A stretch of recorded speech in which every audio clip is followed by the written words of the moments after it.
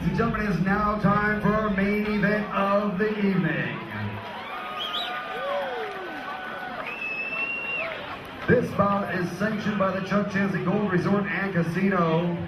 It will be 3 rounds for the King of the Cage Bantamweight Championship of the World. First, the challenger out of the blue corner. He stands 5 feet 7 inches tall. He weighed in at 145 pounds.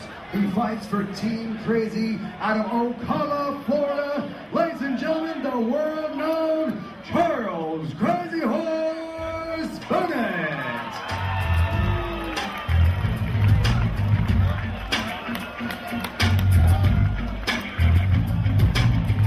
And what a treat tonight, folks. Here he comes, the Crazy Horse himself, Charles Bennet, all the way from Pride, Japan, Cal. Yeah, absolutely. He's fighting with Team Krazy. I'll tell you, he comes in at 9-1 here. And he brings it each and every time. You never know what to expect with Charles. He comes at you off the fence, on top of the fence, under the cage. Yeah. You just never know what to expect, but he brings it all the way till the end of the fight. Known as MMA's most unorthodox fighters out there, you just never know what he's going to do. Absolutely. I'm very excited to see this one.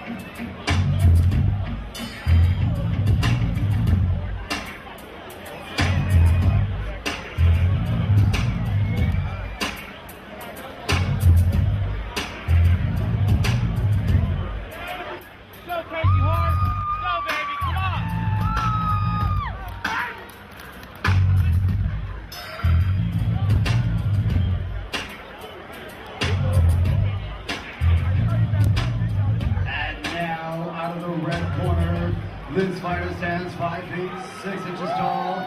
He weighed in at 145 pounds. He fights for the Capital City Fighting Alliance and has a mixed martial arts record of 9 wins. And as the lights go down, Cal, you know who's in the house. It's the California Kid, Urijah Faber. Oh my goodness, this is the main event we've all been waiting for, folks.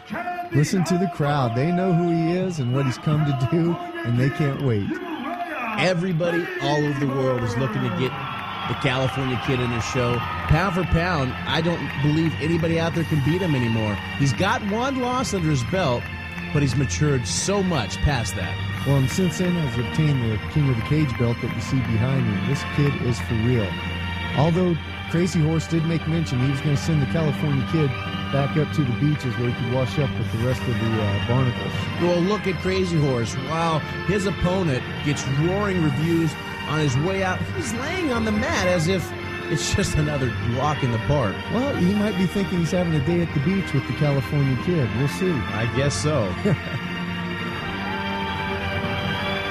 And you just got to love the intensity that Urijah brings to the cage fight.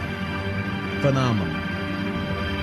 Yeah, it's said that Urijah has 1 gear, and that's not a negative. That's actually a solid thing in this sport. There is no let-off. Once he engages you, that's it. There's no disengage until he's pulled off or you've tapped. This is just straight business for Urijah Faber. Crazy Horse, one of the highest-paid 145-pounders in the business. And he's got a score to settle with him, Cal.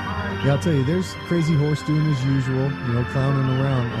Not so sure it's a good idea. You got to realize this fight's coming fairly close after the only loss Urijah's ever suffered, and I wouldn't want to be that next opponent after that.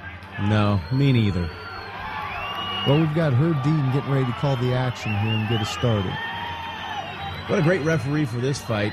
You gotta think this is going to be a really fast-paced, in-your-face fight. Why not pick the industry's best referee? And here we go.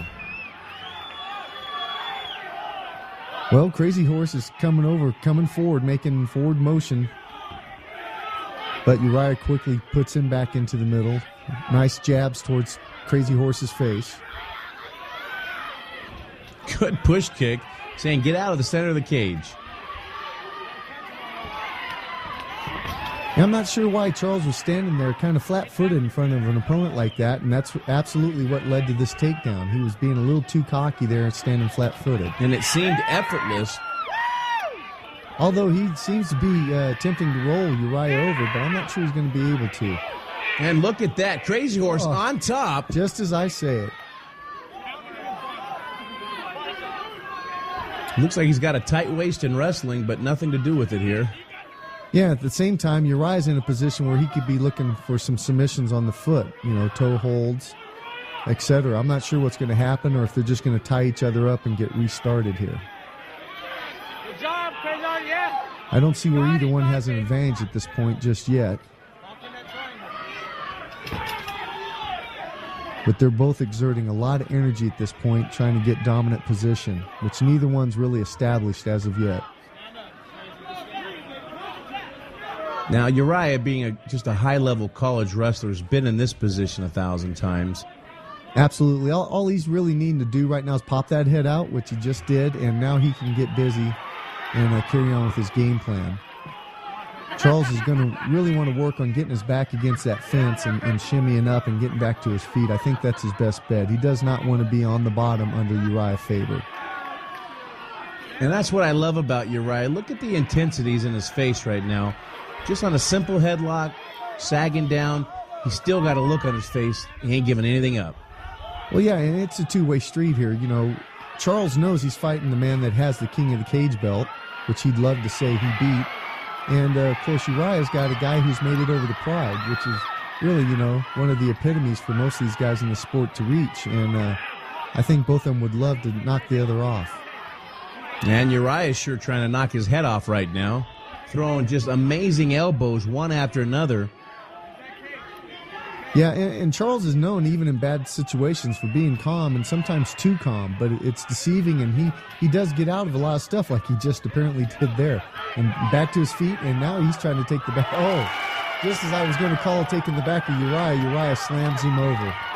Look at this action, nonstop. We've probably had 9 or 10 position switches between the two for dominant position.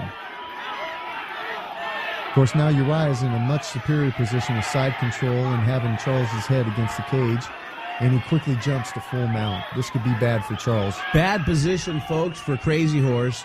You've got the world champion on top, goofing around here, trying to let him know who the man is. Yeah, he's smiling. I haven't seen that before when he's dropping elbows like that. That's a new part of Urijah. Well, I bet you Crazy Horse said something funny.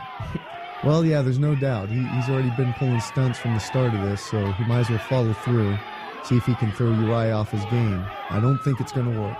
You see Urijah switching his weight to one side to the next, depending on which way Crazy Horse is rolling. Oh, right on the jaw. Fantastic forearm. Yeah, even as tough as Crazy Horse is and has demonstrated to be in the past, he's not going to be able to eat too many of those. He better stay a little bit tighter and keep his head out of that fence. He's not doing a good job of coming out of there. He's letting Urijah basically impose his will and dominate him. Oh, just as I say that, nice turnaround by Crazy Horse. Just incredible strength. With the world champion on top of you, he just sat up. That was just straight raw power. But, of course, we have another move by Urijah, switching it back to where now he's on top, and as soon as he pulls his head out, he will have side control again. A little bit of a grimace there on Crazy Horse's face. I don't know if that's from the forearm pressure on his neck there. And now he's rolled over. That's a very bad position to be in with anybody, let alone the champ. And he's getting stretched out here in a really bad position. This could be the last for Crazy Horse. There it goes. That's it. Herb Dean calls the action due to rear naked choke. And Urijah says it, shaking his head in victory over Crazy Horse.